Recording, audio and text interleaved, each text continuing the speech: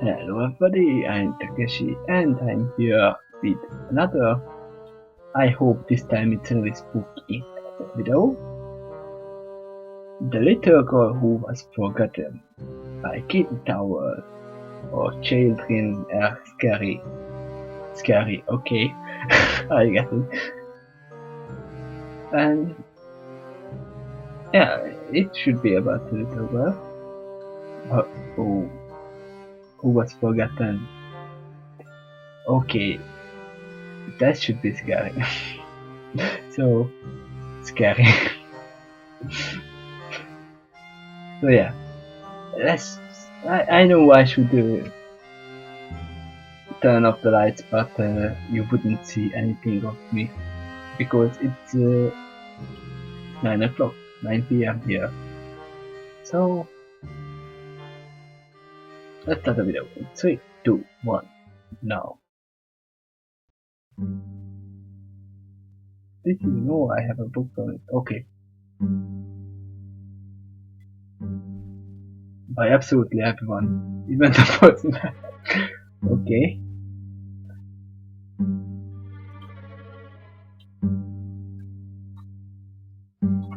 Once upon a time, there was a little girl. No, that isn't right. You see, it wasn't just any time, and this wasn't just any little girl. This story is about Emmeline, and it all happened a long time ago in a town that doesn't exist. At least, not anymore. Okay. Emmeline was 3, the only child of a curator and a soprano. Those She are had everything a child could want, but there was one problem. Emmeline had been forgotten by absolutely everyone. Mummy and Daddy were always preoccupied with the business of the day. The servants complained that she was underfoot. Even the postman, who brought letters that often made Daddy frown, never brought any letters for little Emmeline. There were no hugs, no bedtime stories, only a growing mountain of cold, lifeless toys who could not scare away closet monsters or admire her drawings, or more importantly, love her back. Emmeline tried her best to be a good little girl. Then she tried very hard to be a not-so-good little girl. Either way, no one was paying attention. that's There was nothing she could do. One night, Emmeline peeked out of her bedroom window and saw a beautiful star. It twinkled and glowed so brilliantly that Emmeline wondered if it was even a star at all, and not an angel who was up past his bedtime. She remembered a rhyme about such stars and how they could grant wishes, and if anybody had a wish, it was Emmeline. Emmeline closed her eyes and wished with all her might. She wished for a friend who could play with her and help her reach tall things, and protect her from the creatures in the shadows and never, ever, ever leave. Oh, that's a dangerous Stars don't wish. grant wishes for everyone, mind you, but few children have ever wished for anything so dearly as little Emmeline. "Please," she begged, "please." And at the exact stroke of midnight, or perhaps a few seconds before, depending upon the clock, Emmeline's wish came true. Oh, it's a Furby. Oh, he was a delightful friend. They drew pretty pictures together and made up stories. They even had tea parties and built pillow forts. Emmeline named him Mr. Creasel, because it sounded right, and he was her special secret. Mr. Creasel was great fun for a while, but after a time it seemed there was something missing. He was certainly the best friend she'd ever had, but only because she'd wanted him to be. He did everything she asked, but nothing more. He couldn't even love her on his own. This thought made Emmeline very sad.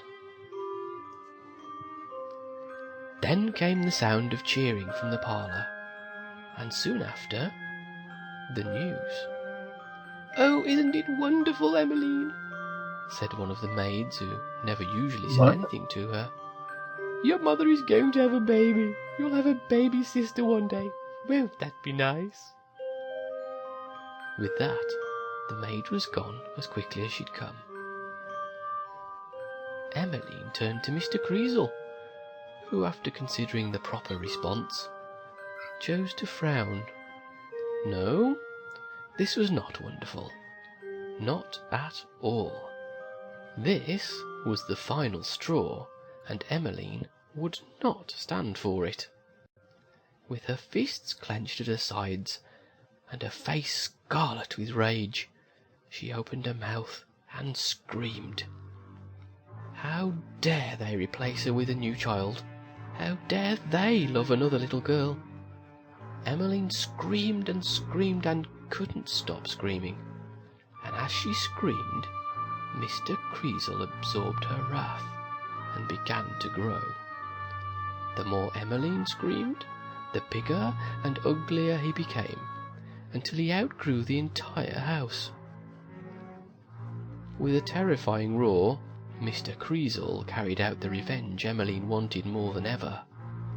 Crack! Went the rest of the house, and everyone inside it. Crash! Went the neighbourhood, whose children never asked to play with Emmeline. On Mr. Creasle stormed, tearing to pieces everyone and everything who'd ever failed his creator. The ice cream truck that never stopped for her, the reverend who chuckled at her prayers, even the postman, all met a swift and terrible demise. Even the postman. Just as Mr. Creasle was running out of things to crush and smash, Emmeline at last stopped screaming. Exhausted and heartbroken, she sat upon what was left of her bedroom floor and cried. Oh, why hadn't anyone loved her? Why did Mummy and Daddy want a new daughter when Emmeline would have done anything, for a simple hug, a kiss on the forehead, even a good scolding? But everyone was gone. Who would love her now? Lighting up the night sky was the very star upon which he'd wished not so very long ago. With a heavy heart, Emmeline looked upon it and made one more request. She closed her eyes and wished with all her might. And at the exact stroke of midnight, or perhaps a few seconds before, Emmeline's wish came true. Like a ghostly light, she began to fade until there was nothing left. Neither she nor Mr. Creasle were ever seen again. Sometimes, on a dark night, when the stars are bright, if you're very still and very quiet, you can almost hear a tiny voice. Please, please, whispers the wind, forever echoing the one wish of a little girl who was forgotten by absolutely everyone.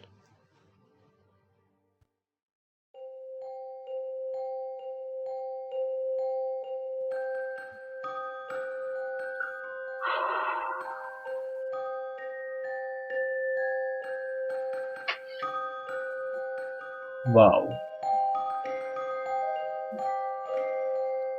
Really good job. Really good story. And it was really sad. Oh my god. What happened to the sadness?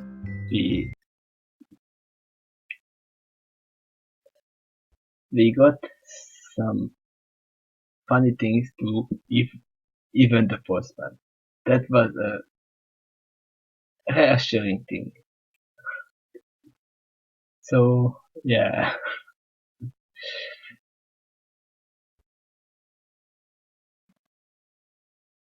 Being forgotten is the worst thing that can happen to anyone. If someone is hated, she is hated. If someone is loved, she's loved. But no one cares about her, and like she's not there. That's the first thing anyone can wish to anyone.